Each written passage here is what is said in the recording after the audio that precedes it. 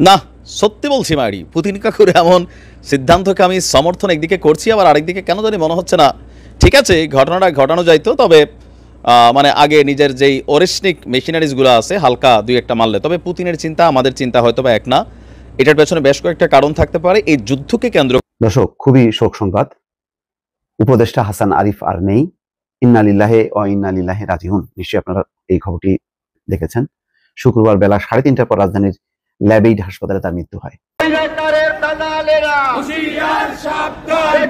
ভোটের কাউন্সিলর পুনর্বাসন চলবে না। ভোটের কাউন্সিলর ভোট চুরির কাউন্সিলর হাসিনার কাউন্সিলর হাসিনার দালালেরা। 2018 সালের সেই তথাকথিত নির্বাচনের পর যখন রাতের বেলায় ব্যালট বাক্স ভর্তি করে ফেলা হয়েছিল, তখন শেখ হাসিনা তার পরে প্রথম যে ভাষণ দিয়েছেন জাতির উদ্দেশ্যে, তখন বলেছিলেন যে তারা এই নির্বাচনে জিততেনি কারণ দ্য ইকোনমিস্টের একটা জরিপ বলেছে আওয়ামী লীগ জিতে যাবে। আসসালামু আলাইকুম প্রিয় দর্শক, যে সকল ভিডিও ফুটেজগুলো দেখলেন এতে করে নিশ্চয়ই বুঝতে পেরেছেন আজকের ভিডিওটা কতটা গুরুত্বপূর্ণ হতে চলেছে। তাই ভিডিওটি না টেনে সম্পূর্ণ ভিডিও দেখার আহ্বান করছি। কথা না বাড়িয়ে চলুন ভিডিওটি দেখতে থাকি। আর হ্যাঁ, আপনি যদি এই চ্যানেলে নতুন হয়ে থাকেন তাহলে চ্যানেলটি সাবস্ক্রাইব করে পাশে থাকা বেল আইকনটি অন করে দিন। আর যদি সাবস্ক্রাইব করে থাকেন তাহলে আপনাকে অসংখ্য ধন্যবাদ। রাশিয়ার ইতিহাসে রুবলের যে মান সেটা পড়ে গেছে, পাশাপাশি একটা একঘরে অবস্থানে আছে।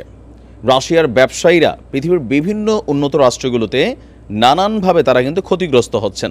ইভেন তাদেরকে টার্গেট করে করে তাদের ব্যবসা বাণিজ্যের উপর শুল্কের কর বাড়ানো, বিভিন্ন ধরনের নিষেধাজ্ঞা, তো সকল কিছুকে পুতিনকে তো কোথাও না কোথাও এইটার ধাক্কা সইতে হয়। তো আমরা দেখছি যে দিন শেষে ইউক্রেন ইস্যুতে মার্কিন প্রেসিডেন্ট ডোনাল্ড ট্রাম্পের সাথে যে কোনো সময় আলোচনায় বসতে প্রস্তুত বলছেন ভ্লাদিমির পুতিন। প্রেসিডেন্ট হিসাবে প্রত্যাবর্তনের কয়েক ঘন্টার মধ্যে যে যুদ্ধের অবসান ঘটানোর ঘোষণা দিয়েছিল ট্রাম্প, আগামী জানুয়ারিতেই তিনি হোয়াইট হাউসে ফিরতে যাচ্ছেন। আর রাশিয়ার অনুকূল হলেও শান্তি চুক্তি মেনে নিতে ইউক্রেনকে বাধ্য করবেন বলেও হুঁশিয়ারি দিয়েছিলেন ডোনাল্ড ট্রাম্প। তো অবশেষে আমরা দেখছি যে পুতিন বলছে তার সৈন্যরা যুদ্ধক্ষেত্রে এগিয়ে আছে, তারপরেও তারা আক্রমণ শুরু করে, যেটি নিয়ে তিনি অনুতপ্ত। পুতিন বলছেন যে তিনি জানেন না রাশিয়া কবে নাগাদ পশ্চিম কুর্স্ক অঞ্চল ফিরিয়ে নিতে পারবে, আর যেখানে গত আগস্টে ইউক্রেনের সেনারা আগ্রাসন শুরু করেছিল। আপনারা জানেন যে এই কুর্স্কে গতকালকে আরেকটা ব্যথামূলক ঘটনা ঘটছে বা ব্যথিত হৃদয়ের। উত্তর কোরিয়ার যেই সেনারা রাশিয়ার পক্ষে যুদ্ধ করতে আসছিল কুর্স্কে, প্রায় 100 সেনা কিন্তু প্রাণ হারিয়েছে। পুতিনের বার্ষিক প্রশ্ন উত্তর সেশন থেকে আপনার এখানে নানান বক্তব্য উঠে এসেছে। তো এই মুহূর্তে পুতিন কিছুটা অস্বস্তির মধ্যেও আছে।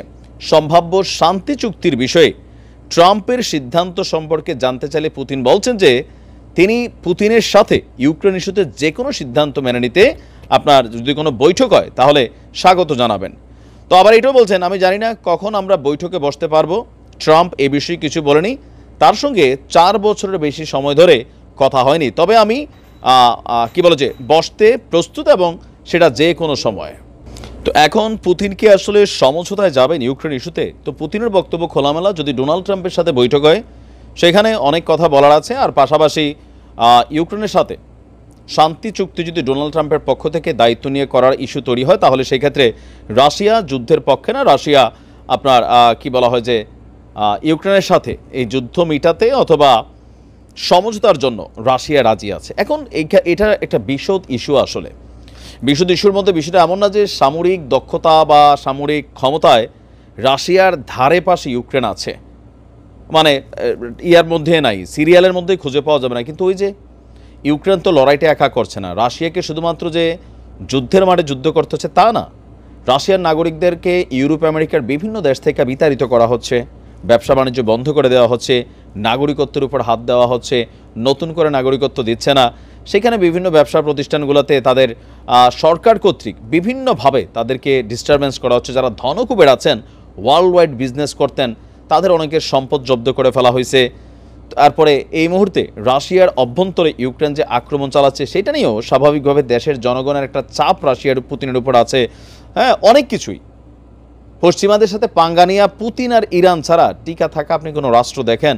তবে এই পাঙ্গাটা যেহেতু যুদ্ধে গড়াই গেছে, আর পুরোটা বিশ্ব মিলে ইউক্রেনের সহযোগিতা করতেছে। আর ট্রাম্প নামক যেই প্রাণী আছেন, তিনি কখন কোনটা বলেন, কোন কথা রাখবেন না রাখবেন, এটার কিন্তু কোনো লেভেল নাই। সে বলে তার মন মতো, এখন বলছে তো বলছে, কি হয়েছে?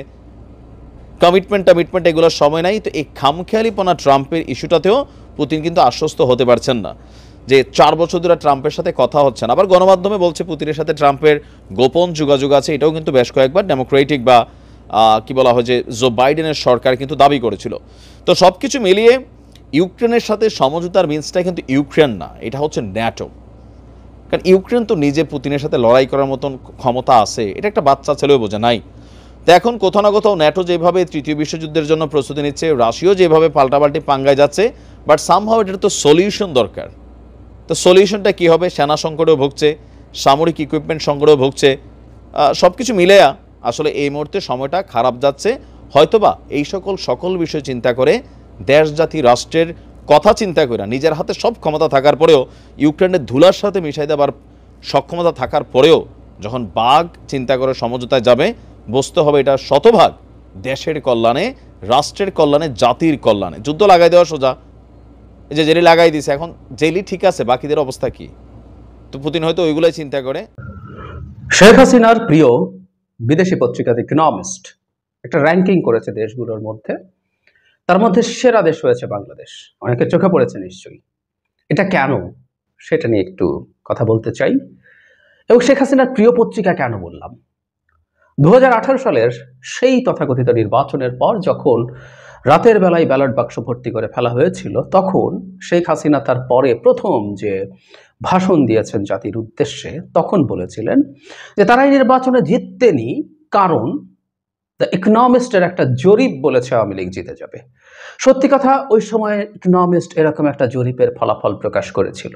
যদি ওই পর্যন্তই, এই তথাকথিত নির্বাচনের পর অত্যন্ত টাফ একটা হেডলাইন দিয়ে দ্য ইকোনমিস্ট বলেছিল শেখ হাসিনা কিরকম গায়ের জোরে বা ছলে বলে কৌশলে গায়ের জোরে এই ভোটটা রিগ করে জিতে গেছেন, সেই তথ্য তারা দিয়েছিল। কিন্তু সেটা তারা ব্যবহার করবে না, খুব স্বাভাবিক। কিন্তু ইকোনমিস্টের এই রিপোর্টটার কথা আওয়ামী লীগের যেসব লোকজন তার আওয়ামী ন্যারেটিভ এস্টাবলিশ করার জন্য আসতো, তারা এটা ক্রমাগত বলে যেতে থাকতেন। এটা আমাদের নিশ্চয়ই অনেকের মনে আছে। সুতরাং শেখ হাসিনার প্রিয় পত্রিকা, সেই পত্রিকা একটা র্যাঙ্কিং করেছে বাংলাদেশ গত 2024 সালের শ্রেষ্ঠ দেশ হয়েছে, এবং রানার আপ হয়েছে সিরিয়া।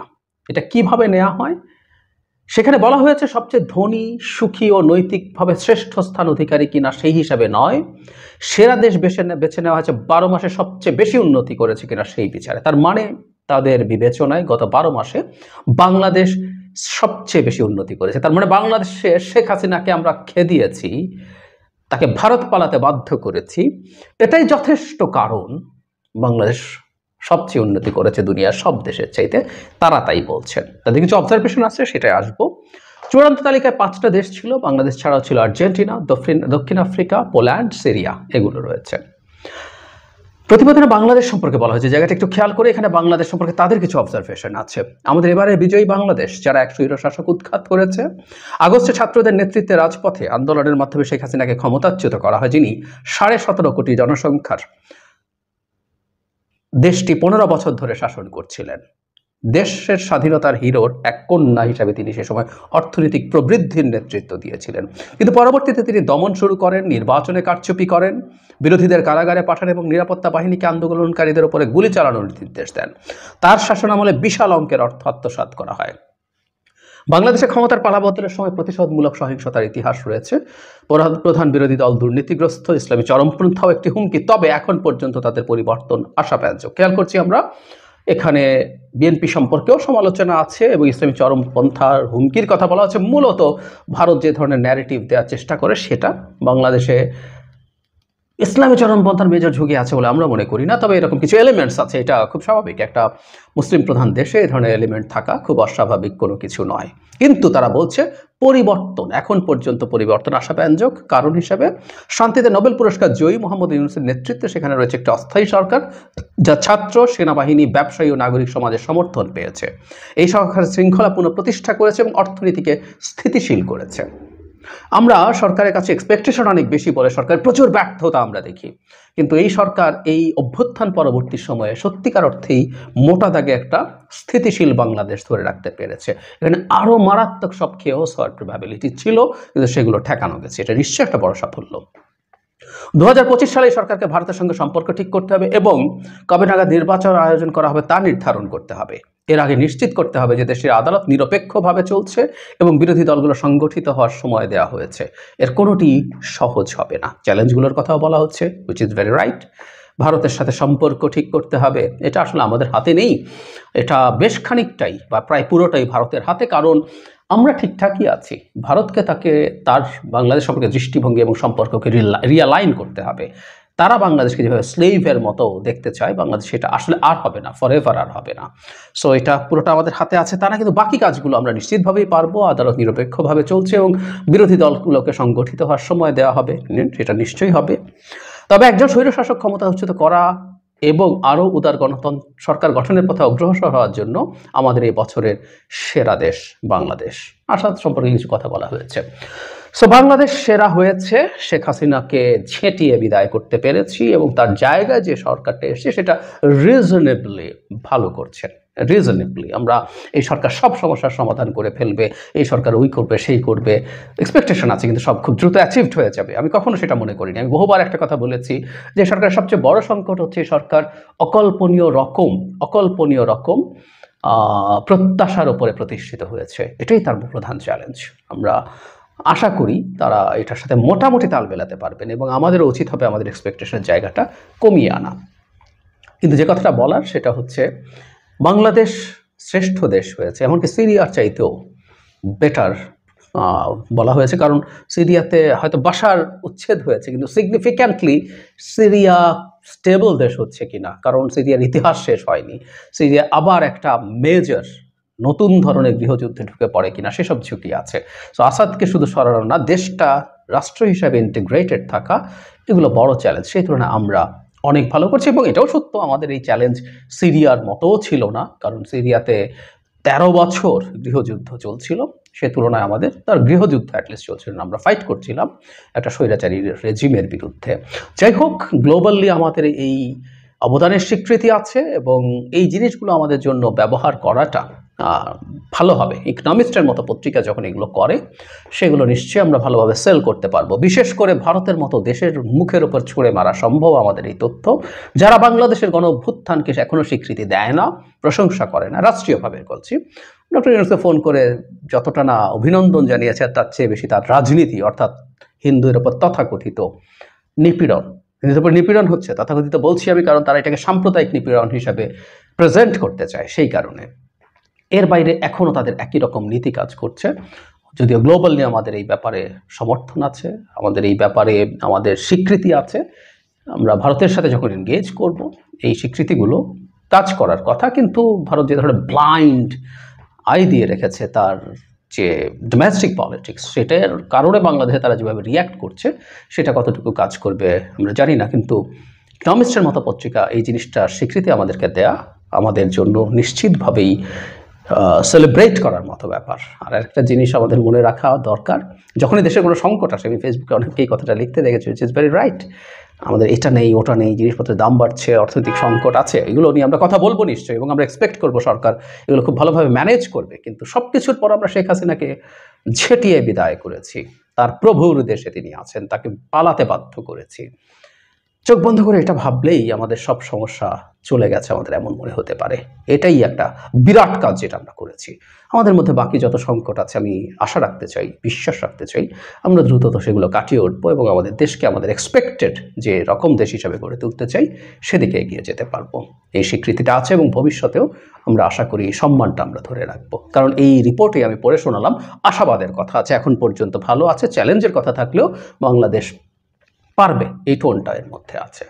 প্রিয় দর্শক, সম্পূর্ণ ভিডিওটি দেখার জন্য আপনাকে ধন্যবাদ। ভিডিওটি দেখে কি উপলব্ধি করতে পারলেন তা কমেন্টে লিখুন। ফিরছি আগামী কোনো ভিডিওতে নতুন কোনো টপিক নিয়ে। ততক্ষণ পর্যন্ত ভালো থাকবেন, সুস্থ থাকবেন, এই শুভকামনায় আজ এ পর্যন্তই। আল্লাহ হাফেজ।